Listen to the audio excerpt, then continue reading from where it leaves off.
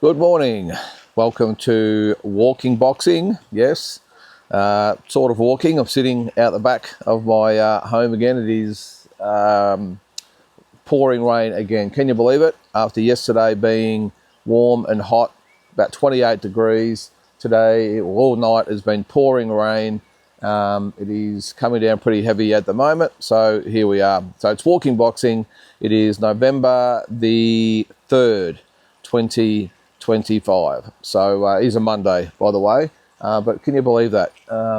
Poured rain all night and looks like it's set in for the rest of the day. This is Victoria for you guys and girls. So, but anyway, the show must go on. Neil, by the way, is tucked up nice and warm in his bed. He's not even refusing to budge. As soon as he hears the rain, he's out of action. So it is what it is. All right.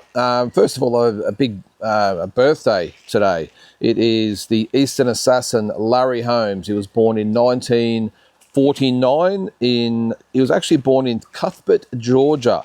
Now that would make him, what's that, 51, 50, 76 years old. Geez, 76 years old for Larry Holmes. I remember the exploits of him over the years, and one of those more underrated heavyweight champions. Well, sort of underrated. I think he's sort of gotten more sort of renowned as the years go on. This is sort of what happens in boxing, isn't it? As the years go on, the reputation enhances and you become a lot better fighter. But I think in Larry Holmes' case, well-deserved, because an unbelievable heavyweight champion back in the day. Just a bit of a shame that he sort of fell in between Muhammad Ali and Mike Tyson. But still, for me, one of the top 3 or 4 heavyweights of all time. What else happened back in 1899? In Coney Island, New York. If you've seen the movie The Warriors, that's where the Warriors were from. Coney Island. It's like it's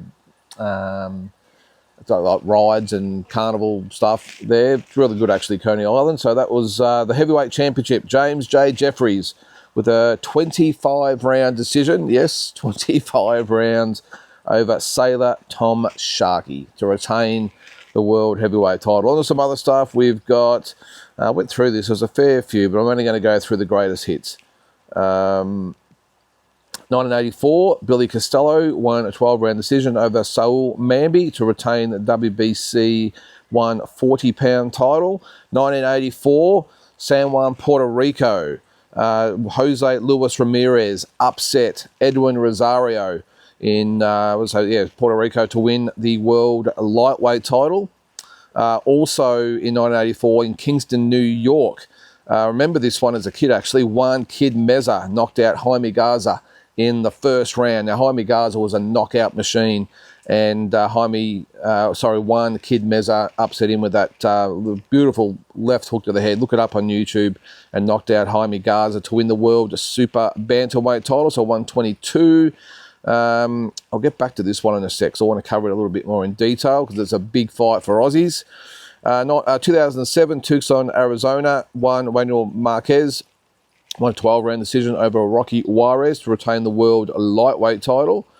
What else have we got there? I think that's sort of the only one of note, except for this one, 2001.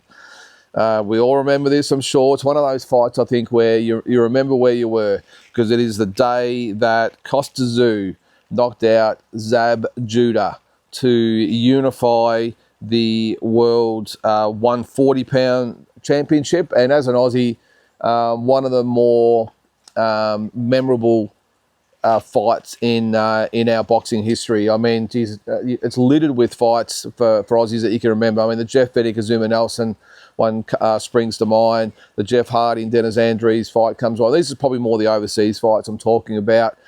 Troy Waters' performance against Terry Norris is something I'll never forget either.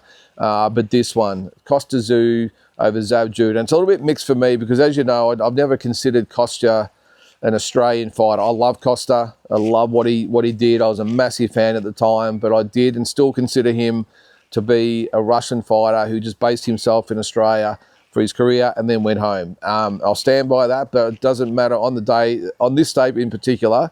He was an Aussie, I think, for all of us. So the fight is obviously November 3, 2001 at the MGM Grand Garden Arena.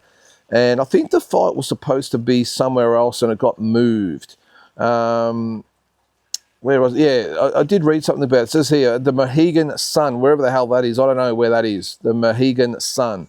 But it was changed to the MGM about 6 to 7 weeks out from the fight. So I wasn't really aware of that at the time, but just reading up a little bit on it, I'm assuming that's right. So, of course, the Thunder from Down Under against Super ZAB Judah.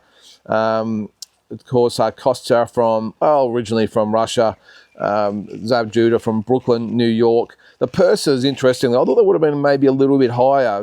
KOSTYA 1.5 million and ZAB Judah 1 million. So I think if you look at 24 years ago, maybe it's about right. You would think the purses, this fight, if it took place these days, they'd probably be on, I don't know, maybe 5 times this. You would probably think at least 6, 7 times this. You'd think it'd be probably more than that, wouldn't it? You'd think they'd be at least on 15 million and 10 million, you'd think, in this day and age if they fought, but that's what they got, 1.5 and 1 respectively.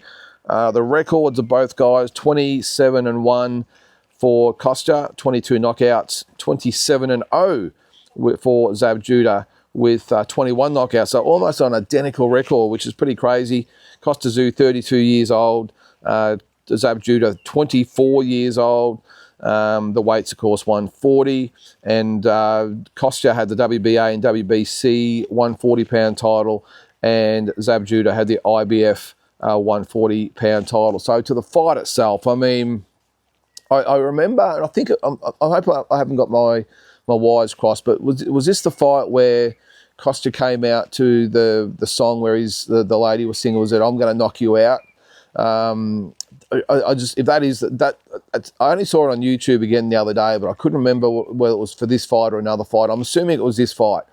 And was it "Hear Me, Fear Me," something like that, and "I'm Gonna Knock You Out Tonight," and it was an amazing song. And I remember just the build up to it and him coming out and the Aussies going crazy, and it was great to see the Aussie flags in the crowd. And isn't it amazing how, what was that, 2001? So he got here in 92. So in 9 years, he'd been sort of an Australian citizen, I suppose, and how the Australian public really took to KOSTYA.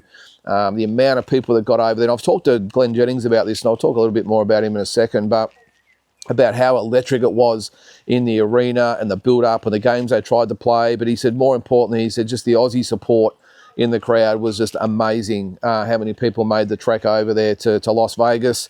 I'm assuming it would have been a lot cheaper to go back then, by the way, because it's out of control at the moment. But to see KOSTYA coming into the ring, and again, I'm assuming it was that song, and to see him jump over the ropes, and just to feel the atmosphere coming through the screen. And at the time, ZAB Judah was probably he was probably the Floyd Mayweather before Floyd Mayweather. I know he's only 24 years old, but this is the guy they thought was going to be the pound-for-pound number one. He was the guy.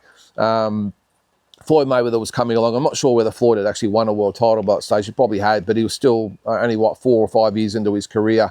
But I remember ZAB Judah sort of being classified as the man. I can't remember exactly what he was ranked, but he was, on the telecast here, that was all the talk about what an unbelievable fighter this was, and how it was going to be a very, very tough fight for KOSTYA, and we all thought he was Superman.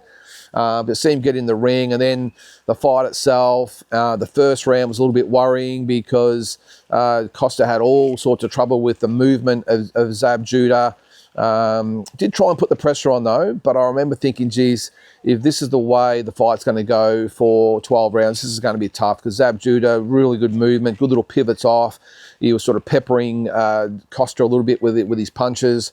But look, this is why, again, they make them 12-round fights, not 2 or 3 round fights. So the hope was that KOSTYA would sort of break him down as the fight went on. But after the first round, I remember thinking, geez, this is going to be a tough one for KOSTYA unless he can really nail ZAB Judah and do some damage. And of course, the second round was sort of going the first way of the first round, and then out of nowhere.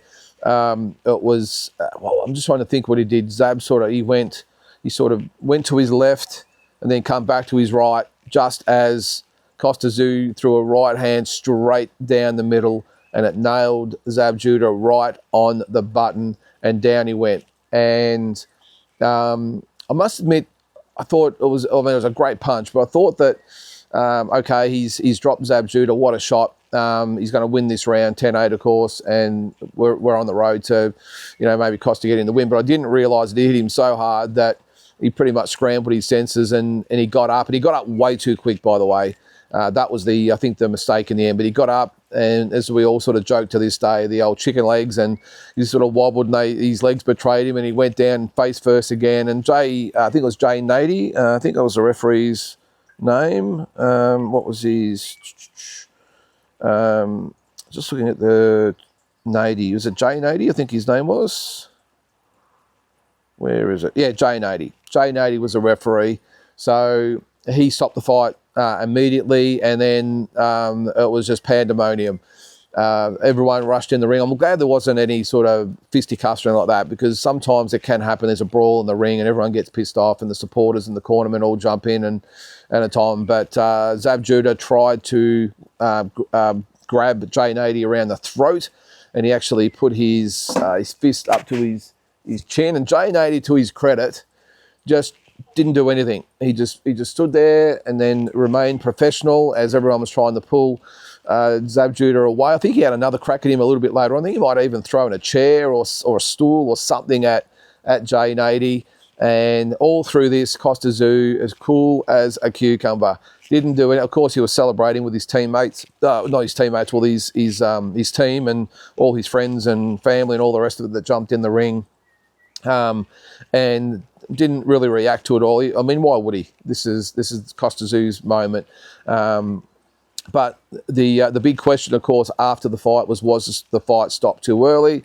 And I 100% think no, it was stopped exactly when it should have been. And as I said, the fight was like, well, ZAB Judah, when he went down, the ego or whatever you might want to call it got the better of him, or instinct, if that's what you want to call it, got the better of him. So he went down instead of probably being, and he obviously hadn't been knocked down before, I don't think. And if he had, it might have been just a lesser type of knockdown early in his career, but I don't think he'd been knocked down. So the first instinct and reaction is just to get straight back on your feet.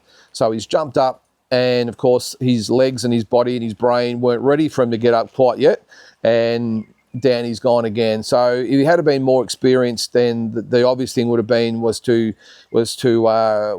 crouch down or get up, take a knee, take the 7 or 8 count, and then get up, take a breath, and then continue. And Jay Nady would have had no problem whatsoever allowing him to continue, because the thing is, he actually recovered really quick, because it was a shock knockdown, and that sort of brief disconnection from the brain to the senses, whatever the hell it is. And because he tried to get up so quick, the brain just hadn't sort of clicked back in the gear yet. And Jay Nady had no option to stop the fight. And as I said, if he had just taken the 6, 7, 8 seconds just to regroup and get up, I'm sure he would have been right. And he could have even survived the round, because I'm pretty sure it might have been right at the end of the round. So he would have went back to his corner, he would have regrouped, and who knows what might have happened for the rest of the 10 rounds. But as I said, got up far too early, and it's not a bad thing. Most fighters' first instinct will be, shit, I'm knocked down, I've got to get up, and up they get. In this instance, it wasn't the case. And if you look at him when he actually does get up, it's almost like does he say something either to himself or his corner or the someone in the crowd? He does sort of point with his sort of glove and murmur something, and then down he goes again. So, but yeah, the referee didn't have any option whatsoever but to call the fight off. That was just a given. So that was our undisputed world champion. And interesting on that card too, Vince Phillips actually fought on the undercard of that. Remember, 4 years earlier, Vince had actually fought on, knocked out KOSTYA to take his world title. So four years later, yeah, he's fighting on KOSTYA's undercard. So it didn't really go that well for Vince Phillips after that win. But afterwards, I remember Glenn Jennings sort of telling us a little bit about the fight and all the antics they tried to upset KOSTYA in the lead up to it. But he did say it was a bit of a sombering moment the morning after the fight. They were at the Mandalay Bay, that's where they were staying. And they went down to the foyer, and ZAB Judah is just sitting at a table outside of a cafe by himself. No one there at all. No entourage. This is a guy who had an army of followers, by the way. And he said it was the most surreal thing.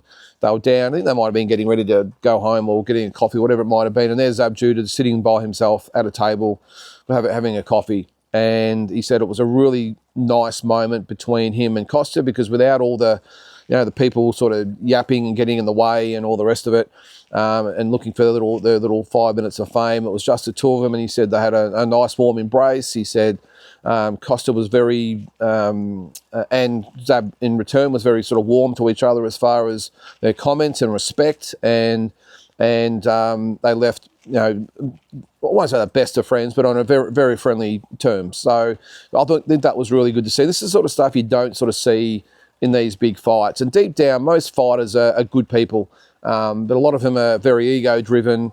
It's very image-driven as well. So they have this persona, and of course all the people around them sort of egg them on and pump them up. And this was just a guy who had the worst night of his life, had lost his world title, had lost the fight that he, in his mind, I'm sure that he was just destined to win.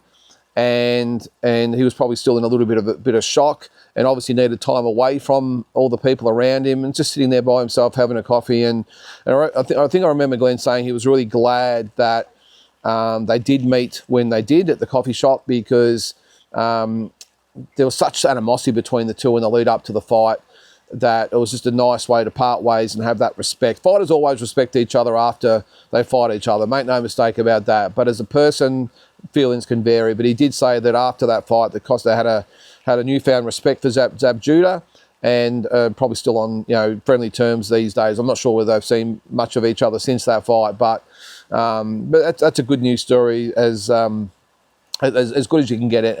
Anyway, ZAB Judah after that didn't become the fighter we all thought he would be. He had some memorable fights, of course. Who can forget the one against Floyd Mayweather with the brawl and all that sort of stuff? And KOSTYA obviously would fight for 4 more years before losing the world title to Ricky Hatton. So that was on this day in 2001.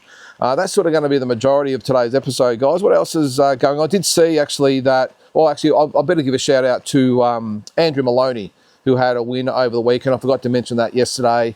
Andrew had a win in Fiji. Pretty stock standard type of win for Andrew against his Fijian opponent. I think it was in the 5th round. So he'll now fight the winner of Willibaldo Garcia and Kenshiro Chirashi, who are fighting on the 27th of December. He will fight the winner of that. I think they're talking about maybe April or May. I think that's what he said. And that will be for the IBF Super Flyweight World title. So it's a good way already to have an Aussie locked into a world title shot for 2026. I'm sure there'll be others. I'm sure there'll be guys like Liam Paro, Jai Pataya, of course.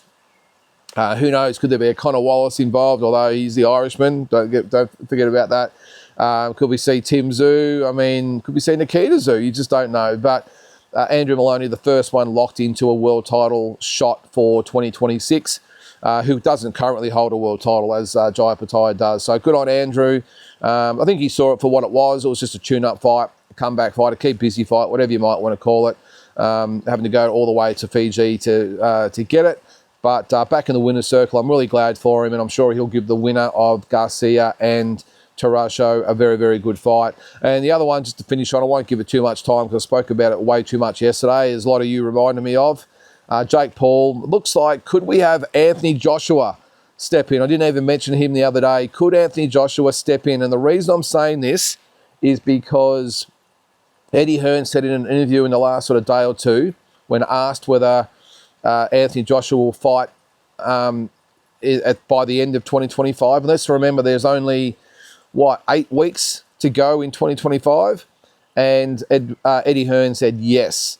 And look, there's a couple of matchroom cards. There's the Japan card. I couldn't see him fighting on that card. There's the Riyadh season cards coming up. But those cards are already pretty stacked.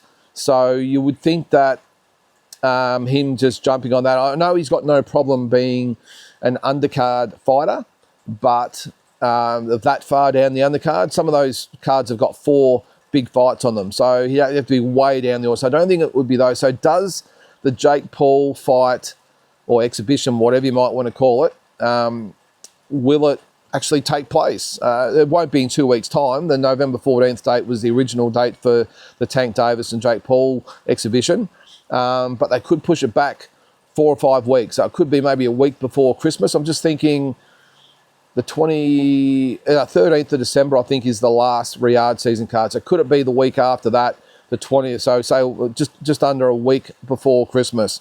Could we see that, Jake Paul and Anthony Joshua? Now, I'm going to say one thing. If Jake Paul does in fact take on Anthony Joshua, and it is a proper fight, who knows, even whether it's an exhibition, because you got a feeling Anthony Joshua won't treat it like an exhibition. I'm gonna have to take my hat off to Jake Paul. I never thought I would say it, but if he actually gets in the ring with Anthony Joshua, especially in a real fight, then Jake Paul, no matter what happens, you'll have my utmost respect. And I'm sure you guys, as much as we don't like the concept of Jake Paul and what he brings to the sport, you've got to give him his respect, because that would take a lot of balls for a guy like him with his limited experience. He's a lot smaller than Anthony Joshua. That would take a lot of balls to get in there with Anthony Joshua. So anyway, we'll see what happens. I've still got my doubts, but you never know. I'm sort of hoping it does, but I'm also hoping it doesn't happen. But anyway, that's enough of that guy, because I just refuse to give him too much airtime. So guys, that's going to do it for today. Hope it's a lot better weather than where you are than where I am. Don't forget to watch Talking Boxing tonight from 7 o'clock on this YouTube channel. And have a great Monday. We'll catch you tomorrow.